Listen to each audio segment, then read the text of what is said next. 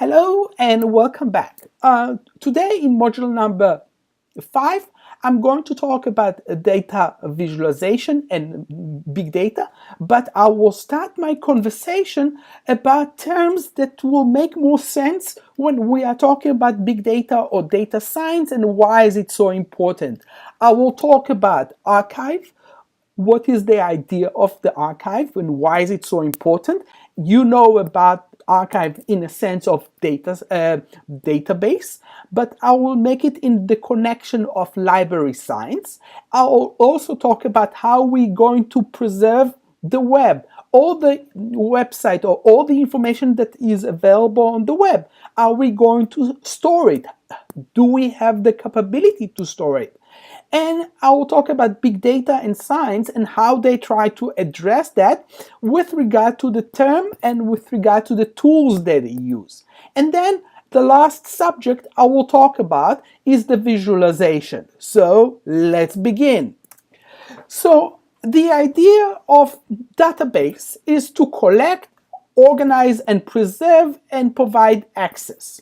However, this is really important in the context of what do we do with materials that we do not have access? Example, books. There are many books. So the main idea of the library is to archive and to provide access and to organize the information or books or information or data that talking about our culture.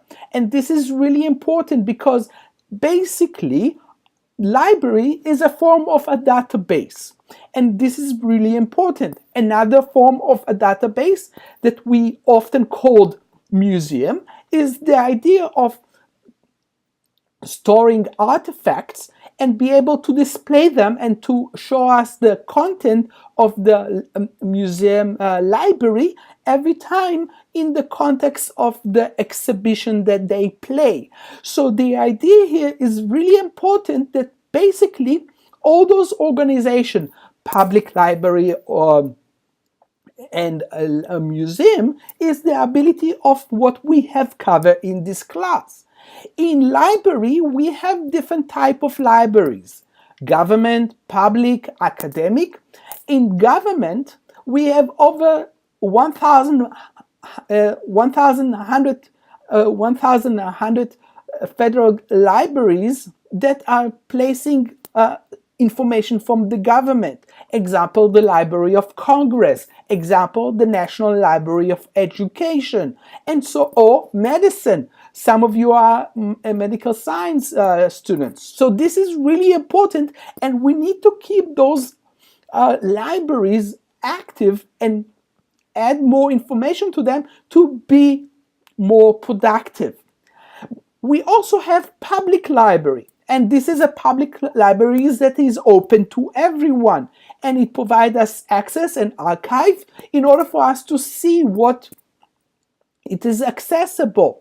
If you've never been in Tampa Public Library, I highly encourage you to do so because it's important. You have to understand why is it so important? Why is the government spending money on library? What is the objective of the library? And why are we still keep learning about library even though nowadays we can access everything through the computer?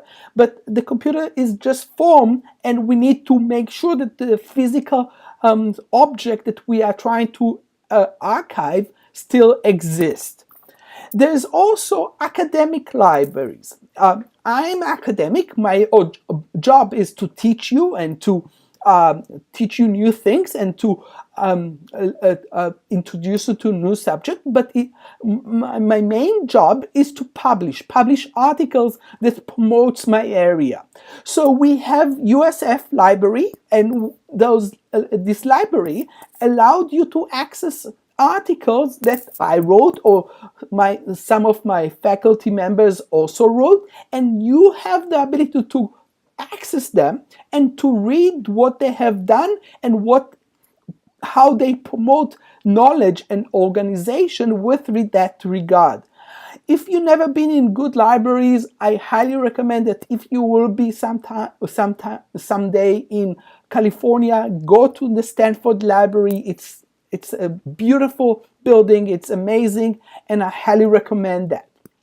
But we also see another dimension that we need to start talking about more in library science is digital libraries, that everything is online.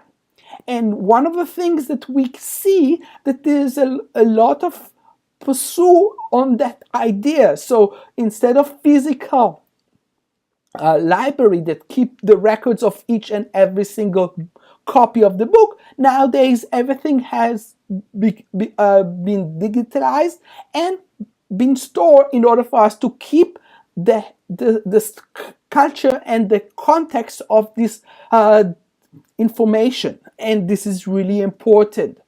There's also government archives. An example, in the United States, there is the National Archives and Record Administration, and its main function is that we will be able to collect all the government, local and federal records in order for us to see what those officials do and what rules and laws they pursue in order for them to keep the order in place. So this is really important, especially nowadays. But the big question, and that's why I'm here, is to ask you, how do we archive the web? And more specifically, social media. So there is a lot of groups that involve in it. The International Web Archive Workshop begins in 2001, long before our time, and started to collect, trying to help organizations to store information and to retrieve information in order for us to make it more accessible. And this is really important because as we moving more and more towards our phone and social media, the things will be a little bit more complex with regard to how we retrieve and store information, but we can still do that. And that's why the term big data, and nowadays the term is called data science, come into play. Why? Because in the past, we used to have Excel that was able to store data or information around 1,000 records, and that was probably a big file. But the idea of big data is the idea of you need to have more data, more information, and be able to store it from our eyes and be able to store it and access it. The same thing that libraries and organizations trying to do. So the most important things about this term is the 3V. The volume, the velocity, and the variety. As we increase the megabyte to petabytes and the increase of data variety, because it's not only files or text, nowadays we need to keep up with images, pictures, videos, music, and so on. And so those are the things that we are trying to learn how to do that better in order for us to keep the idea of archives, to keep the culture alive. So the idea of volume. We are talking about nowadays the increase of volume has extended, and we are talking about billions of petabytes, and this number is growing and growing because more and more people has nowadays cell phone, more and more people has more than one computer, and they are able to store it on the cloud, and so those data become more and more bigger than ever before. The complexity or the variety is again about the structure. In the past, we used to store only text or numerical data, but nowadays, as I said, we can store images, we can store audio, video, time series, social media data, multi-arrays, static data, streaming data, and so on and so on. So those are the things that are very important for us to understand in order for us to pursue the idea of preservation. So those things are important, and we will teach you about that. And the last things, we talked about the idea of access. In the big data, the definition of big data is the velocity, the speed. How fast can we access to those data? One of the things that we are often doing in big data is to do analytics. Analytics is using formulas and statistics in order for us to have better sense what is big data means. And so we are trying to combine statistics, mathematics together in order for us to understand, in order for us to have better speed to that data. And healthcare is part of this idea of trying to monitor your activity and your body temperature, and there's more and more devices that are actually doing that in order for them to keep or track what you have done. So who generating the big data? There's mostly is the social media and networks. This is all of us are using Facebook, all of us using YouTube, all of us using a LinkedIn and any other platform. But there is also scientific instrument that collect all sort of data. And this is interesting because nowadays those scientific instruments are stored in the cloud, and we are able to access them. So this is really important too. We talked about mobile devices. All of us has mobile devices that can track everything. We can track where is my dog and how much milk I have in my refrigerator, and those tracking is kept somewhere, and we need to be aware of it.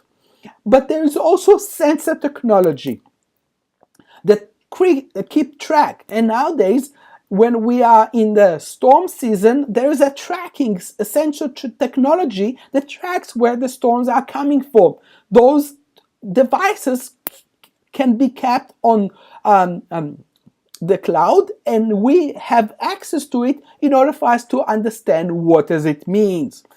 So the model, one of the things that is really interesting, and that's what we will teach you in the data science track, is the model that a few companies in the past, that few companies are generating data and all others are consuming this data, is gone. Because nowadays we used to watch TV, and this is what we learn about from the TV about our president or our education or about new discoveries, and this is gone. Nowadays, there is new model that we are generating the data too. We are part of the producers of the data, and by doing that, we are generating more data than before, and this is important because how do we make sense of it? This is what the data science track is all about. How can we make sense of the data? So in the complexity, we are seeing more and more complex data, and that's why one of the things that we teach about in our courses is predictive analytics. What do we do? Or data mining. What do we learn from the data in order for us to make better decisions and to have business values? One of the things that we learn is how can we make better decisions with regard to data. A great example, and I know some of you are from the healthcare, this is a great example of the talk of Joel Salaky about the big data revolution in healthcare. And those are in the healthcare track. Please watch this video. I think it will give you some perspective on the subject. So we are called the age of big data. And I think this is, again, a great article by Steve Lohr in 2012 from the New York Times about what is it good about the data, why people like me do not sleep at night and are looking at numbers and text and data in order for us to make sense. So I think this is a good representation what we are trying to achieve in the data science field.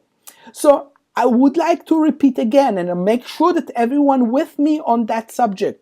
We are talking about big data, we are talking about volume, we are talking about velocity, the speed, the rate, and we are talking about variety. We are talking about different format, not only text or bibliographic data. We are talking about music, we are talking about videos, we are talking about your pictures. How do we organize your pictures? How can we make sense of it? All of you, when the quiz number 2 was asked of you, how do you define knowledge organization? All of you answered quite correctly. And so the issue is, how can we make sense when we take a pictures, and what is the tools that we use to organize this data? But really, what is big data? I like you to watch this video. I think it's fun. It has a lot of animation. Please watch it. I think you will enjoy it. But another thing that we need to talk when we talk about accessing of data science and big data is the application or the software that we use to access it. In traditional classification of software, we used to talk about entertainment, education, enterprise, product classification. But there is another classification of software, which is based on the intellectual property, and that will be our next subject. I will just summarize the two main subjects. There's two types of intellectual properties with regard to software. A software that is owned by a company that has a tag mark saying this is belong to us, and there is the open source software, which I belong to. This is my passion, this is where I come from, this is what I want to promote. So next time I will talk about the advantage and disadvantage of intellectual properties with regard to software development. And again, a good understanding that the open source become part of our routine, part of our culture when we are talking about social media.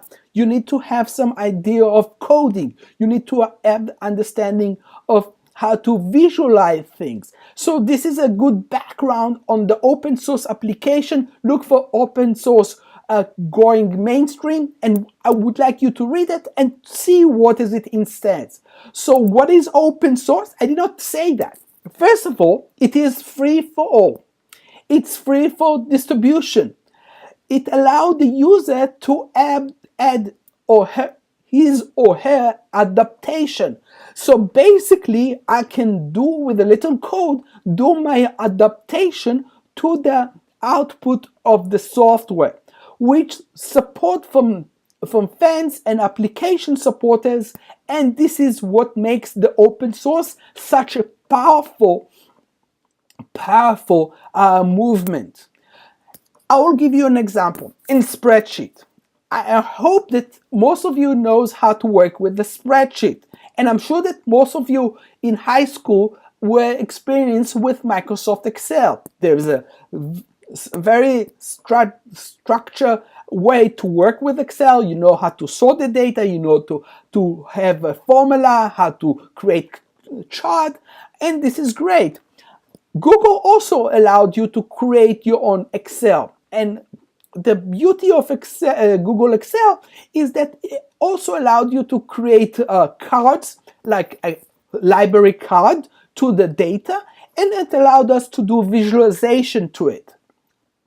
There is also a website that specialized in spreadsheet. Plotly,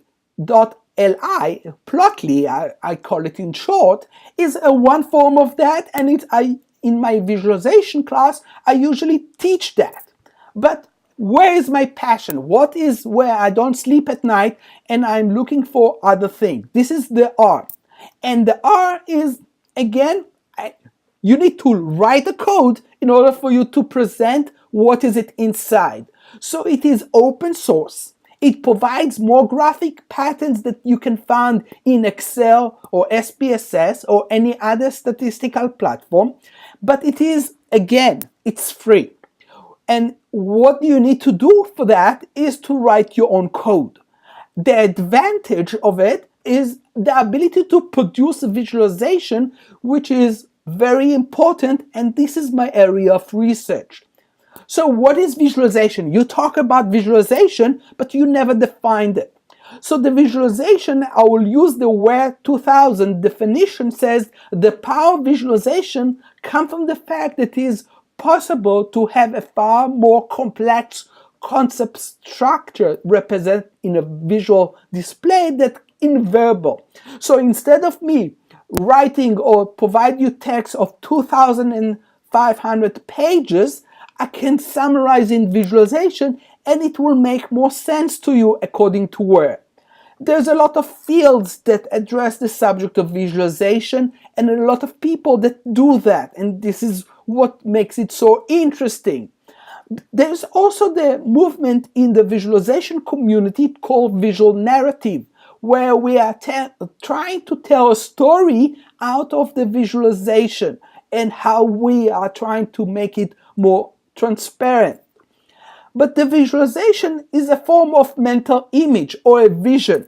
So it is a process of representing abstract data as an image that can be more aimed to understand and provide meaning to the data. There is the idea, as we learn about data, information, and knowledge, there is also the term information visualization. That again has a structure. What is it trying to achieve and what is it trying to do? And there's data visualization and how to apply that. But there's nowadays, because of the web, we have also interactive visualization, and it has allowed us to display it over the web. And it's considered two criteria: human impact and response time. And again, look back on the terms that we learned this semester about what is the aim of library. It's the human input. I want to search for a book in the library, yes. And in interactive visualization, this is part of the terminology, human input. How do we make this visualization more active in order for us to make it more alive and be able to communicate? And response time is the same as accessibility. According to McDill, it says the author of Information is Beautiful. Our challenge is to create visualization that embedded all the characters of data, information, knowledge, and wisdom. Let me tell you a little bit history. And this is Toft. He is a statistical professor that still lectures quite a lot about the history of visualization. And one of the things that he found out by looking at the history is looking at Maynard's famous capture of Napoleon's Russian campaign. And this is the visualization that he created. He created this visualization to capture how the process of Napoleon trying to capture Russia and fail and then withdraw from Russia in visualization. He add a lot of dimension to this visualization to tell a story. And again, the ability to tell a story. In this case, we have more than 5 characteristics in that visualization to tell the story. So the idea here is that we are trying to show causality, which means the temperature that affect Napoleon's invention, trying to capture Russia. And because if you are familiar with Russia, the winter is very hard in Russia, especially Moscow. So the idea is that when Napoleon's army arrived to Moscow, he was not able to handle the cold weather. And so that's why the soldier had to go back and lost the fight because of it. So again, how did they capture it? Using different techniques to capture this, do that. One of the things that we learned to do in R and again, as a programmer, as a design, Brent Bonnick in 2000 did, is the temperature in Ohio. And this is what he did. And again, it's not accurate and it's not straight line, but at least you have a sense of the data with regard to the temperature. How high is the temperature? How low is the temperature? And again, this is an interesting concept when we are talking about learning from the history in order for us to understand current situation. So R is a very powerful in visualization. We use colors. I determine what colors. I need to write the code in order for me to do that. Yes, this is the code that I need to write, and this is what I need to accomplish in order for me to do that. Can play with colors, I can play with line dots and create more dimension to it. But one of the things that is still interesting, and I think that might be the surprising, is that we are, and one of the biggest package that you can install into R in order for you to run it is called ggplot2. And the Time magazine called the creator of this package, Handley Wickerman, the Michelangelo of our time. And I think the Time magazine is correct about this recognition, because he is the Michelangelo of our time. And so the idea of this package is the idea of creating something that is unique of yourself, unique of the colors that you want to express in order for you to visualize, in order for you to have better sense. What does it mean? What is the data trying to tell us, and how can we convert it into a narrative? And again, this is a very powerful tool, and this is something that we will learn in my classes about visual analytics, how to create. This is without ggplot2, and this is with ggplot2, and again, this is the power, and this is some example that will make your narrative, visual narrative, much stronger. So again, I will teach you the code, I will teach you how to write the code, and again, this is what we will do. I will teach you R, I will teach you visual analytics, and I will teach you all about data science, and with other faculty that will try to introduce you the idea of programming, which is key component in today's data science and big data, with regard to what do we need, what tools do we need to have in order for us to access, to archive, and to provide access to, is what we will cover. So in my class, you will learn to create something like that. This is a powerful thing, and if you will have a blog and be able to post it and say, I am applying for a position in your company, and this is what you do, I can show you my student records. They were able to get a job and be able to pursue their career in data science or big data and visualization. Again, part of my students' project, they did with social media and how they connected to all of them. So that's it for today. I hope you enjoy it. I hope that you have some sense what does it entail.